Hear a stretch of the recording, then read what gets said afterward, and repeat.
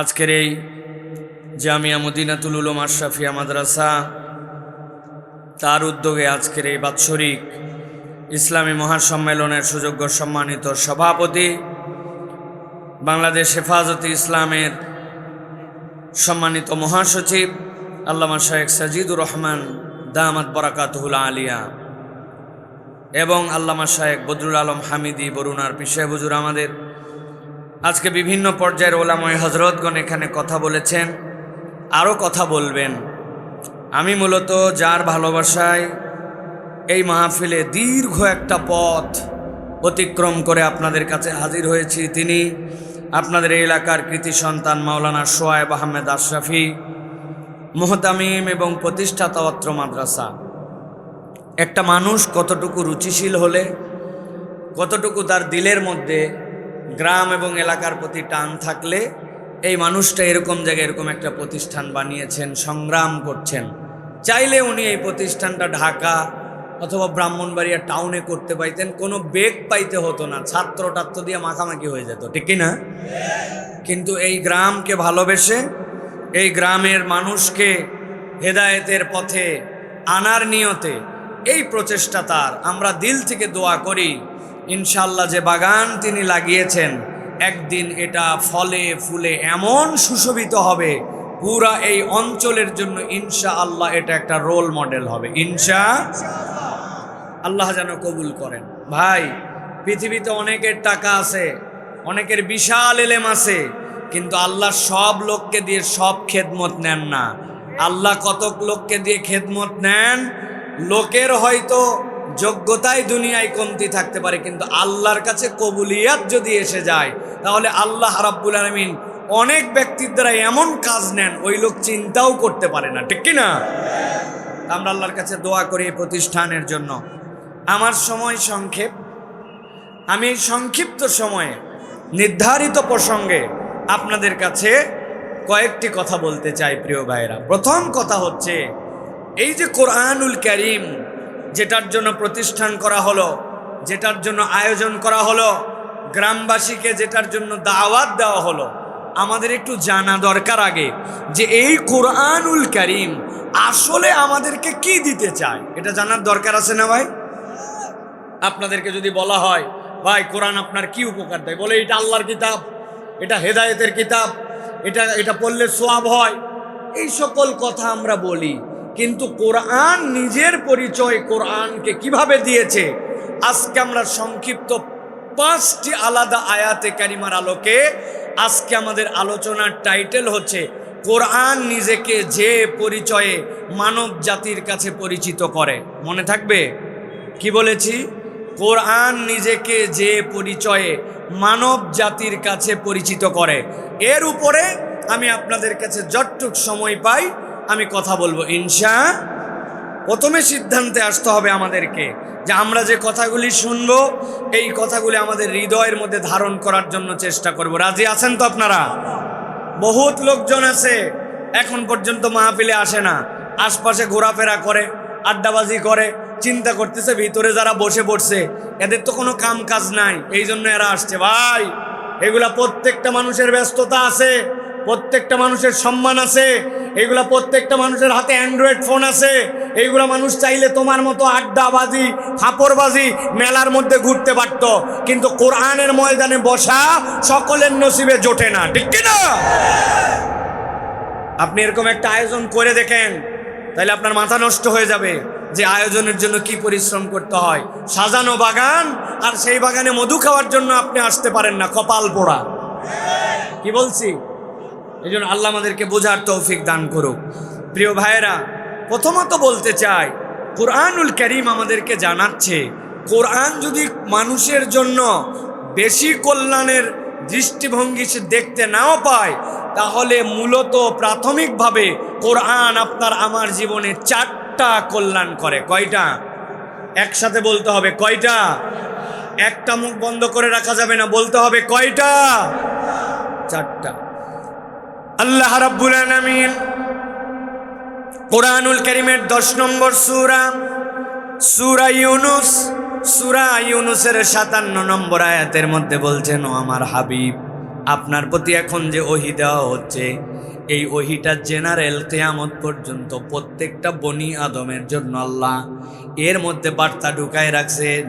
আল্লাহ বলছেন এই বার্তাটা কোরআনে থাকলো কিয়ামত পর্যন্ত সব মানুষের জন্য।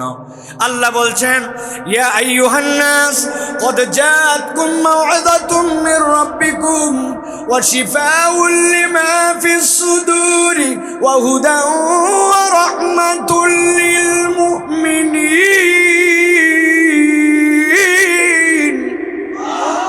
আল্লাহ বলছেন, নবী আপনি জানায় রাখেন যেই কোরআন কিয়ামত পর্যন্ত মানুষের জন্য দেওয়া হলো, ওই কোরআনের প্রথম কাজ হচ্ছে ক্বাদ জাআতকুম মাউইযাতুম মির রাব্বিকুম, আল্লাহর পক্ষ থেকে এইটা মানুষের জন্য মাউইজা হিসেবে এসেছে, ওয়াজ হিসেবে এসেছে।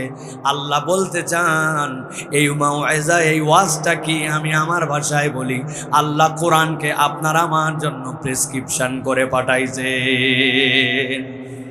ঠিক বলছেন অনেক জোরে, কিন্তু একটা প্রেসক্রিপশন কখনো আমরা সেইভাবে বিশ্লেষণ করে দেখি নাই।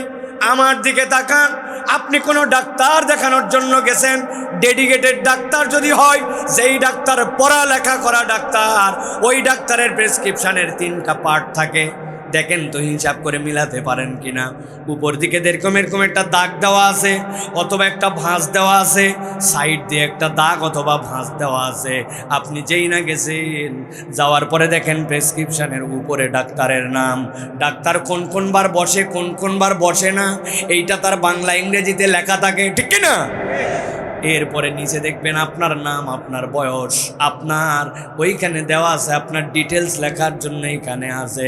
আপনি ডাক্তারের কাছে যেই না গেছেন, কথার কথা বলছি, ডাক্তার জিজ্ঞাসা করছে কতদিন ধরে পেট ব্যথা, খাওয়ার আগে করে না পরে করে, বাথরুম কেমন হয়, আপনার পেটের কোন জায়গাটায় ব্যথা করে, সকালের দিকে ব্যথা থাকে কি থাকে না, কথার কথা বলছি। আপনি ডাক্তার জিজ্ঞাসা করতেছে আর আপনি বলতেছেন ডাক্তার কি যেন ছোট্ট ছোট্ট করে বাম পাশে লিখে রেখেছে, ওইটা আপনি কোনোদিন জিজ্ঞাসাও করেন নাই, প্রয়োজনও পড়েন নাই, বোঝেনও নাই যে ওইটা কি লেগেছে। একজন যদি ডেডিকেটেড ডাক্তার হয়, তাহলে বাম পাশে আপনার রোগ বৃত্তান্ত ওই ডাক্তার যেইটা ধারণা করছে ওইটা ছোট্ট ছোট্ট করে ইন্ডিকেশন লিখে রেখে দিছে। এরপরে আপনাকে প্রেসক্রিপশন করতে শুরু করেছে। প্রেসক্রিপশনের দিকে যদি তাকান, তাহলে দেখবেন আপনাকে প্রেসক্রিপশনের 4টা জিনিস ডাক্তার লিখে দিবে। 1 নম্বর ঔষধের নাম, 2 নম্বর ঔষধের পাওয়ার, 3 নম্বর ঔষধটা কয়বার খেতে হবে, কতদিন পর্যন্ত খাবেন, আবার কতদিন পরে দেখা করবেন। একটা প্রেসক্রিপশন এরকম 3টা চ্যাপ্টার বানানো থাকে, আপনি খেয়াল করলে দেখবেন। আল্লাহ বলতেছেন, ইয়া আইয়ুহান নাস ক্বাদ জাআতকুম মাউইযাতুম মির রাব্বিকুম, আল্লাহর পক্ষ থেকে তোমার কাছে একটা প্রেসক্রিপশন এসেছে, ওই কোরআন। আমি তোমার রব, তোমার যা সমস্যা আমি রব্বুল আলামিন জানি। ওইটার কিয়ামত পর্যন্ত কিভাবে চললে, কোন পথে বললে, কত দূর পর্যন্ত চললে, কোথায় যে থেমে যাবে, সবগুলার দায়িত্ব আল্লাহ কোরআনুল কারীমের মধ্যে বান্দার জন্য মাউইজা হিসেবে দিয়েছে। আল্লাহ রাব্বুল আমিন এবার বলছেন, ক্বাদ জাআতকুম মাউইযাতুম মির রাব্বিকুম ওয়া শিফাউল লিমা ফিস সুদূর। এই দুনিয়ার মানুষ, আমি রব্বুল আমিন তোমার জন্য যে মাওয়াইজা দিলাম, এখন কেউ একজন বলতে পারে হুজুর আমার পিছনে এই জায়গায় খুব চুলকানি, কোরআন থেকে চুলকানির একটা ঔষধ বার করে দেন, বলতে পারে কিনা? আল্লাহ ক্লিয়ার করতেছেন, বান্দা দুনিয়ায় তোমার যেই সকল শারীরিক রোগ বালাই, এইটার জন্য বেসিক্যালি কোরআন আসে নাই। কোরআনের ট্রিটমেন্টটাই এমন ট্রিটমেন্ট, যেই ট্রিটমেন্টটা দুনিয়ার কেউ করার যোগ্যতা রাখে না। ওই ট্রিটমেন্ট হচ্ছে তোমার অন্তরের ট্রিটমেন্ট, তোমার অন্তরের ডাক্তারি কেউ জানে না। আর আমি আল্লাহ বললাম, তোমার অন্তর যদি ঠিক না হয়, আল্লাহ রাব্বুল আলামিনের কাছে তোমার কোনো দাম নাই। বিরাট বড় দেখতে সুন্দর, অনেক লম্বা চওড়া মানুষ, অনেক টাকা পয়সাওয়ালা, দেখার মতো, টাকা পয়সার অভাব নাই, দুনিয়াতে দাপট, দুনিয়াতে পাওয়ার। আল্লাহ বলছেন এইগুলা একটাও লাভ নাই। ইয়াউমা লা ইয়ানফাউ মালু ওয়ালা বানুন ইল্লা মান আতাল্লাহা বিকলবিন সালিম। আল্লাহ বলছেন, এই দুনিয়ার মানুষ, আমি রব্বুল আমিন তোমার জন্য বললাম, তোমার টাকা পয়সা ধন দৌলত কাজ দিবে না। কাজ দিবে কি? তোমার অন্তরটা আল্লাহর জন্য পরিশুদ্ধ হতে হবে। দুনিয়ার কেউ অন্তর আপনার পরিশুদ্ধ করতে পারে না। অন্তর পরিশুদ্ধ করতে হলে কোরআনের ডাক্তারি আপনাকে মেনে নেওয়া লাগবে। আপনি ঠিক বললেও ঠিক, না বললেও ঠিক। আমার নবীজি বলছেন, ইজা সলুহাত সলুহাল জাসাদু কুল্লু ওয়া ইজা ফাসাদাত ফাসাদাল জাসাদু কুল্লু। জেনে রাখো মানুষ, দুনিয়ায় তুমি যাই হও না কেন, তোমার অন্তর যদি ঠিক না হয়, আল্লাহর কাছে তোমার কোনো দাম নাই। আর তোমার দুনিয়ায় কিচ্ছু ঠিক নাই, কিন্তু তোমার অন্তর যদি আল্লাহর দেওয়া পদ্ধতিতে ঠিক হয়ে যায়, তুমি জান্নাতের জন্য সার্টিফিকেট পেয়ে গেছো। সুবহানাল্লাহ। আমি মাঝে মাঝে মজা করে উদাহরণ দেই। আপনি দুনিয়াতে কত লম্বা মানুষ দেখছেন? আমি একটা লম্বা মানুষ দেখছি মক্কা শরীফে একবার তওয়াফ করতেছি। অনেক দিন আগে, 20 বছর, আমার আব্বা আমাকে বলে দিয়েছে, হারাম শরীফে ভিড় হয়, একজন আর একজনের পায়ের মধ্যে ঘুতা লাগে, একজন আর একজনের কুনি দিয়ে ঘুতা লাগে, খবরদার পিছন দিকে তাকানো যাবে না। কেউ এখানে ইচ্ছা করে কষ্ট দেয় না, তুমি যদি পিছনে তাকাও তাহলে অপর ভাই কষ্ট পাবে। আমি এটার উপর বিরাট আমলে আছি, যেভাবে হোক এই জায়গায় কারোকে কষ্ট দিব না, কষ্ট কারোটা দিলেও নিব না। কিন্তু আমি যখন তওয়াফ করতেছি, হঠাৎ করে একজন লোক দেখে খেলে আমার গালের মধ্যে আসে। বাঙালির একটা বিরাট সমস্যা ভাই, আপনি যা করেন তা করেন, সহ্য করবে, কিন্তু দুইটা জিনিস সহ্য করতে পারে না। একটা হচ্ছে গালে থাপ্পড়, আর 2 নম্বর গেডি ধরা। গেডি ধরা বোঝেন তো ভাই? আপনার ঘাড় ধরছে কেউ, মানে ইজ্জতে লেগে গেছে, ঠিক কিনা? বেটা তুই আমার পাশায় লাত্তি মার, কিন্তু গালে মারলি কেন? আরে কথা বলেন না কেন? আমিও নিয়ত করছি, যতই লাগাক আমি তাকাবো না, কিন্তু কতক্ষণ সহ্য আর হয় না। শেষে চিন্তা করছি কিচ্ছু বলবো না, কিন্তু যেই লোকটা ঘুতা দেয় তার চেহারাটা অন্তত একটু দেখা দরকার।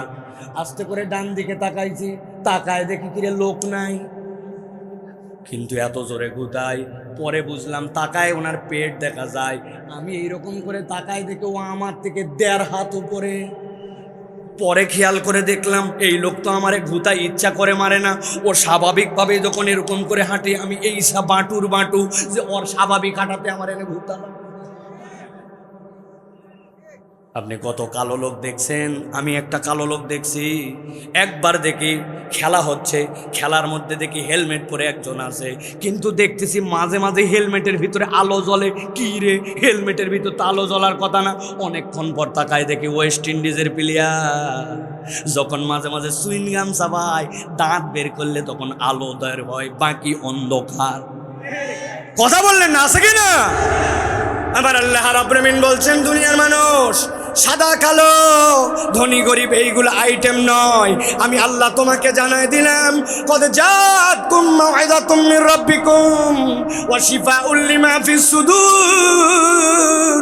তোমার সাদা কালো রং আল্লাহ দেখবে না, আল্লাহ দেখবে তোমার অন্তর।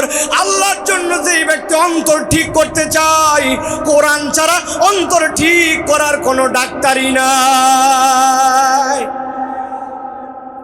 আল্লাহ রাব্বুল আলামিন বলছেন, এই কোরআনের 3 নম্বর একটা কাজ আছে, সেইটা হচ্ছে এই কোরআন তোমার জন্য হুদা।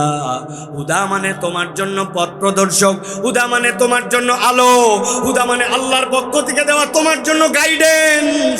আমি আমার ভাষায় বলি, হুদা মানে আপনার আমার জন্য আলো। সুবহানাল্লাহ বলেন। কেমন আলো? আপনি মাধবপুরের রাস্তায় উঠেছেন, আপনি সিলেট হাইওয়েতে উঠেছেন, যদি দেখে থাকেন তাহলে বুঝে থাকলে আমাকে বলবেন। 3 কোনা কোনা এরকম সাইনবোর্ড আছে। রাত্রেবেলা যখন আপনার গাড়ির লাইটের হেডলাইটটা পড়ে, সাথে সাথে ওইটা জল জল করে জ্বলে ওঠে, দেখছেন আপনারা? সামনে ব্রিজ, সামনে স্পিড ব্রেকার, সামনে সরু রাস্তা, এরকম করে চিহ্ন দিয়ে দিছে, আস্তে আস্তে করে ডানে যেতে হবে, বামে যেতে হবে, এরকম চিহ্ন দেওয়া থাকে, ঠিক কিনা? এখন আপনি ওইটার উপরে যখন আলো পড়ছে, ওইটা জ্বলে উঠে, বুঝে থাকলে বলেন তো ওর ভিতরে কি আলো থাকে?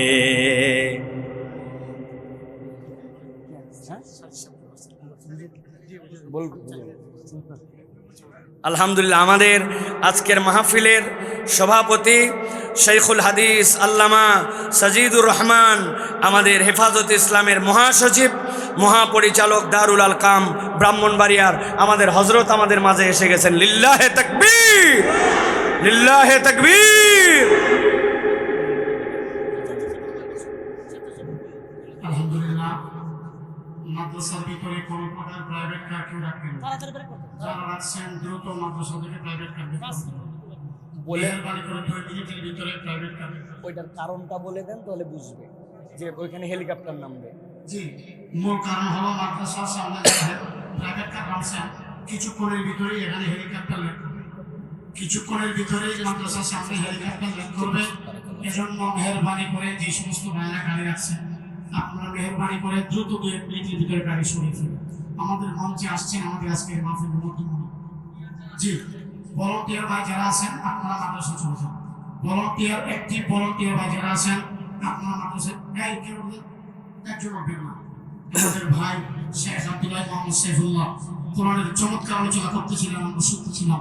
আমাদের সামনে এই মুহূর্তে উপস্থিত হয়েছেন আজকের মাহফিলের মধ্যমণি আমাদের শেখ তাজ মাতার মুকুট উস্তাজুল উলামা হেফাজত ইসলাম বাংলাদেশের সংগ্রামী মহাসচিব জামিয়া নূসিয়া সুনামধন্য শাইখুল হাদিস আল হায়াতুল উলিয়া বিজামিয়াতুল কওমিয়া চেয়ারম্যান দারুল আরকাম মাদ্রাসার সুনামধন্য প্রিন্সিপাল আল্লামা শেখ সাজিদ রহমান দামাত বরকাতুহু হুজুর আমাদের মঞ্চে চলে আসছেন।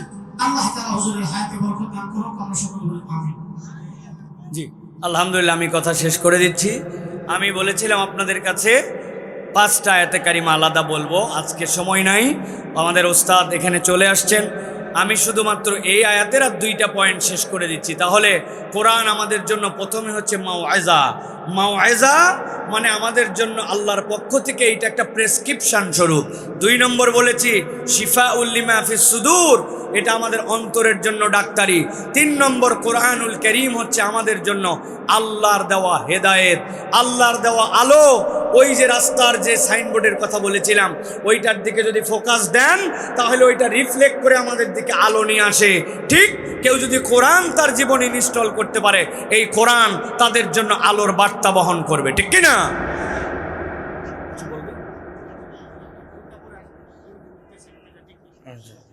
ঠিক আছে, আমরা শেষ করে দিচ্ছি, এরপরে বলেন।